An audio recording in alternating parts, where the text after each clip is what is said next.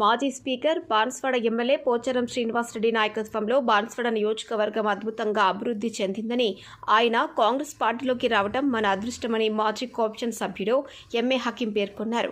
పొతంగల్ మండలం జిల్లాపల్లి గ్రామంలో హకీం సొంత ఖర్చులతో గ్రామంలో తాగునీటి సౌకర్యార్థం 2 బోర్లను మరమ్మతులు చేయించి గురువారం ప్రారంభించారు. సందర్భంగా ఆయన మాట్లాడుతూ, రాష్ట్ర ముఖ్యమంత్రి రేవంత్ రెడ్డి 2 లక్షల రూపాయల వరకు రుణమాఫీ చేస్తామని హామీ ఇచ్చారని, రైతులకు ఇచ్చిన హామీ మేరకు మొదటి విడతలో 1 లక్ష రూపాయల వరకు ఉన్న రుణాలను రైతులకు బ్యాంకులో ఈరోజు జమ చేస్తున్నారని హర్షం వ్యక్తం చేశారు.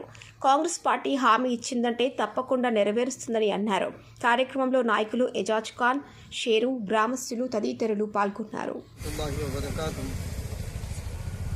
जलापल्ली फादम के अंदर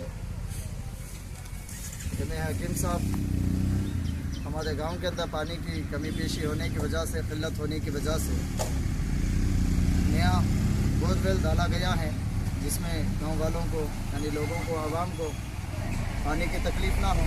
इसकी वजह से 2 जगह पर पानी का बोरवेल डाला गया है।